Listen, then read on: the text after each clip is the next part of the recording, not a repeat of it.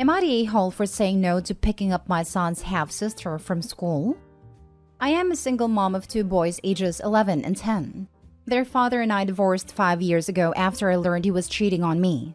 He got her pregnant, either right before he told me and that was why he confessed, or right after.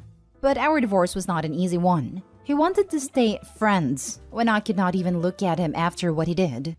He and I were together for over 13 years. He was also a friend before he was my boyfriend/husband, and to have him betrayed me like that and treat me as he had was awful.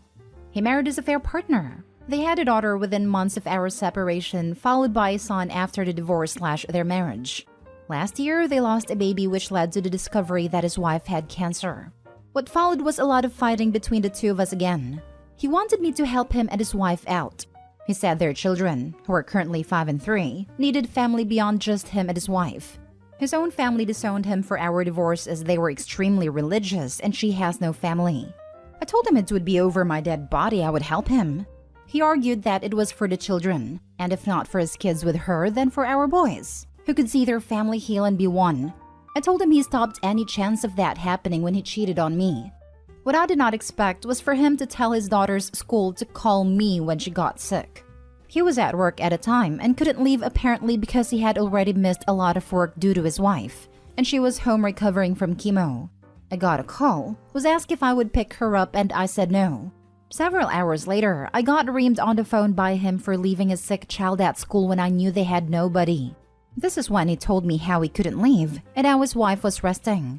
I told him the babysitter for his son should have been called over me.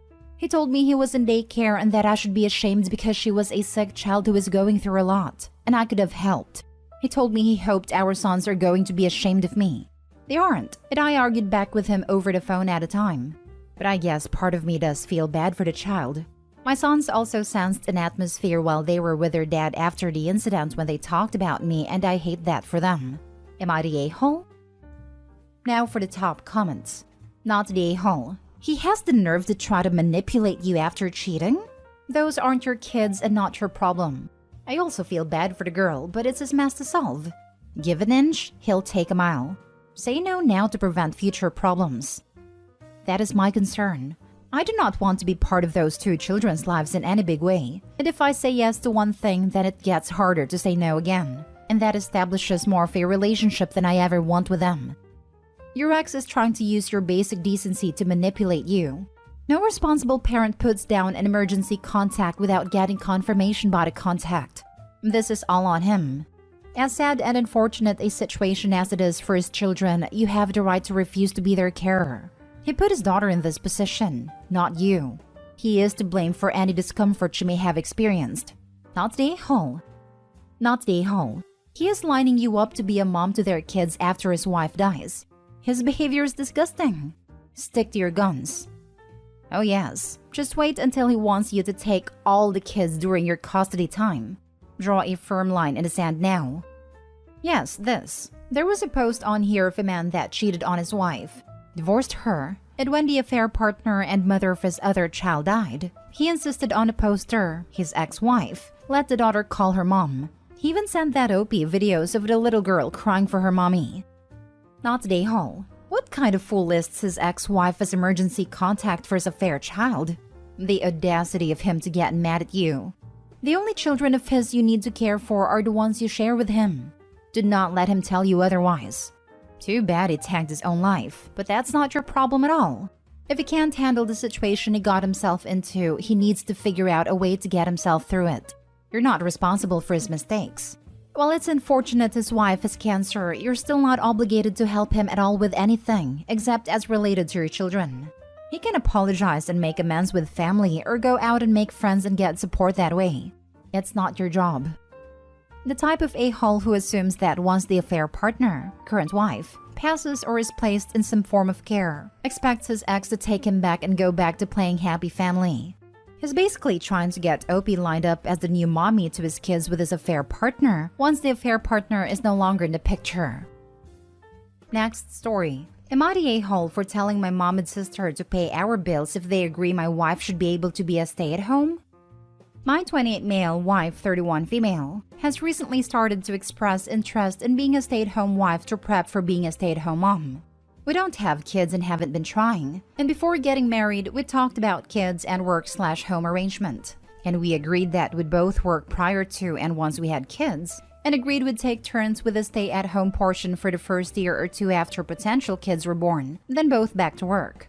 Now she wants to do away with that. It wants to be a stay-at-home wife until we have kids and then be a stay-at-home mom. I never want that.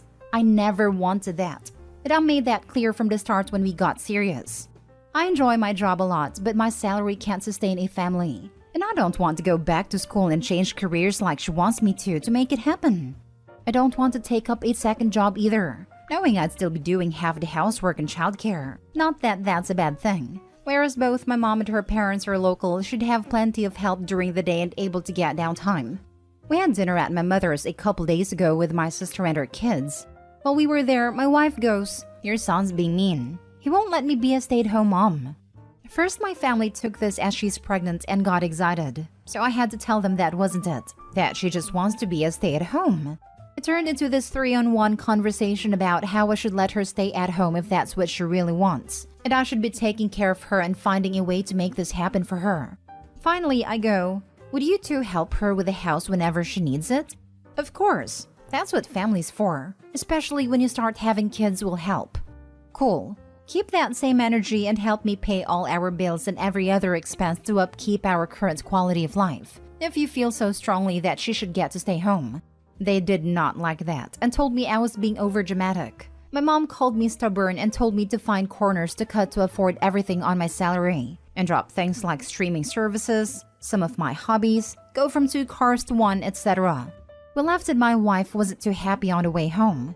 She says I was out of line for saying that to my mom and sister, especially since she thinks I was serious. Was I wrong for telling my mom and sister to pay our bills if they wanted me to go along with it? Not today, Hall, because you didn't bring it up to them. Your wife did. She was being manipulative and you called her on it.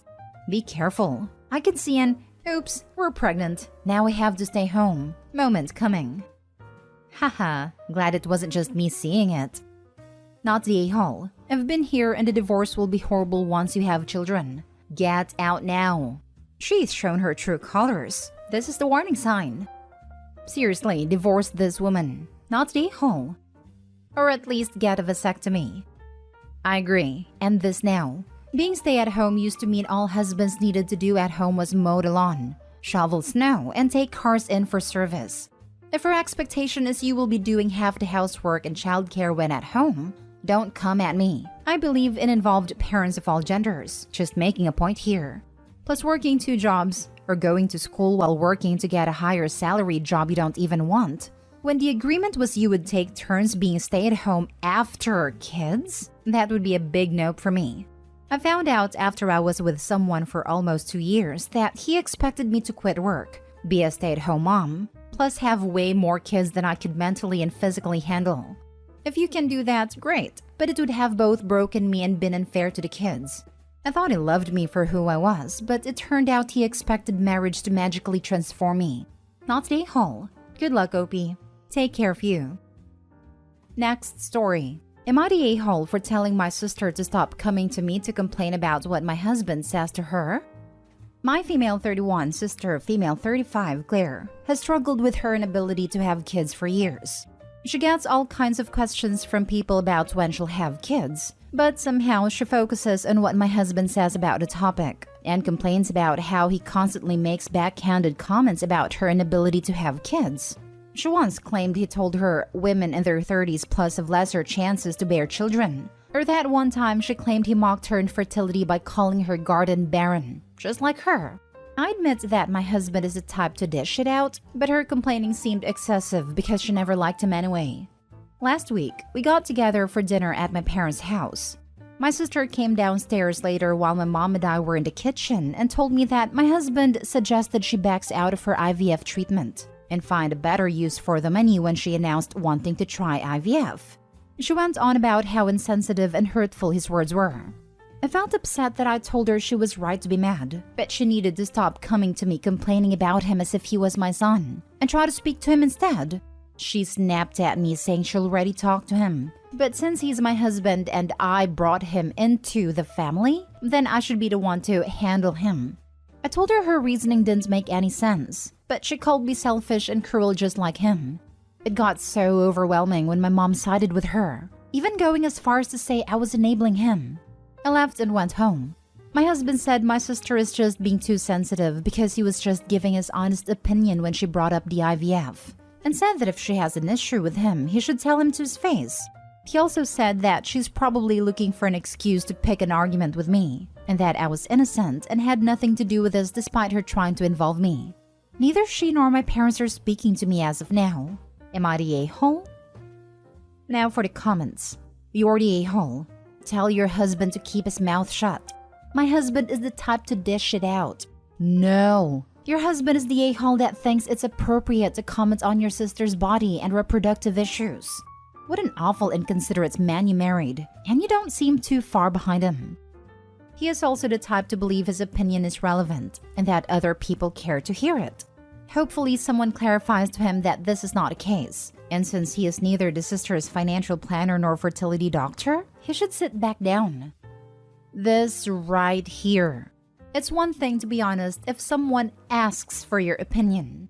It's an entirely different thing to offer your opinion when it's neither wanted nor needed. My uncle is like this. If he's read a book or heard a podcast, he's an expert.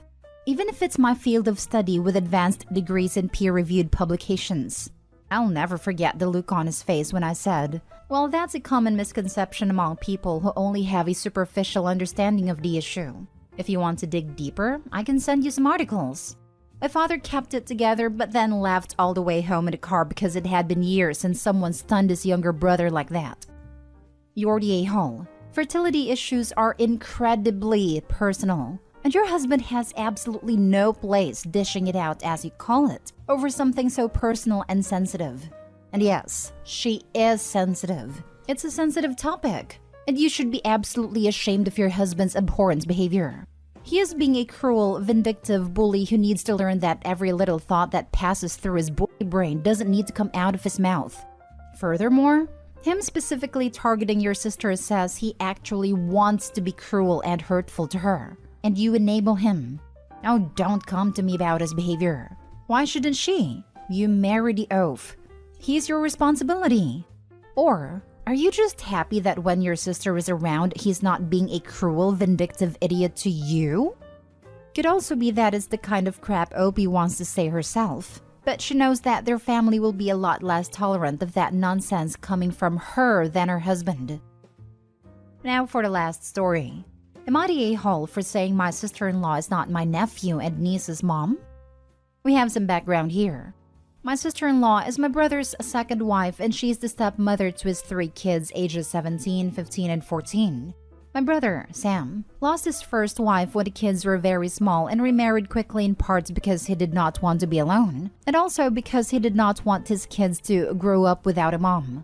They have been married for 10 years now, and the 3 kids in question do not call sister-in-law mom. They do not want anyone else to call her their mom either. She is the mother to my 2 nephews with my brother, but the discussion in question is regarding the older 3. My brother and sister-in-law went to therapy with the kids out of concern that children so young were so resistant to calling a new mother figure mom, someone who loved them and was genuinely there wanting the best for them. They ended up blaming their maternal family for the lack of title for sister-in-law and attempted to cut them out of the children's lives when the maternal family refused to tell the kids they wanted them to call sister-in-law mom because she was mom now. The courts were brought in, and that put a stop to removing contact. Over the years, the kids have been corrected many times. There have also been many punishments given out because the kids rebel against sister-in-law and have said things to hurt her. It's basically one big fight at their house. The rest of my family are kind of mixed in all this, and some feel like Sam and sister-in-law are wrong to push, but others believe something is amiss because the kids have not mellowed out towards sister-in-law at all and still refuse to have anyone speak about her as their mom. I think they also believe their maternal side of the family are to blame and that they believe they are wrong for not encouraging it.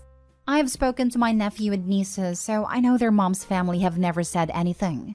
What they do is talk about their mom and share her memory with them, and it's led to a connection forming through the maternal family.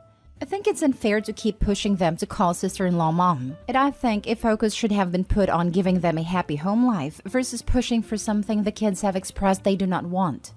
A few days ago, Sam and sister-in-law were talking to our family about the kids going back to school and how my 14-year-old niece corrected the school admin who referred to sister-in-law as her mom.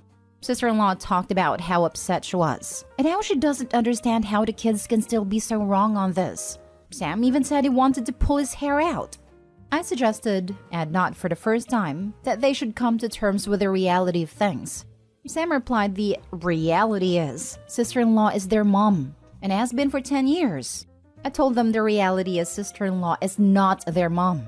She's their stepmother, and you can't force feelings on that to change. I am now considered the a-hole. They said I only hurt sister-in-law more and rubbed her face into rejection by saying it. Am I the a-hole?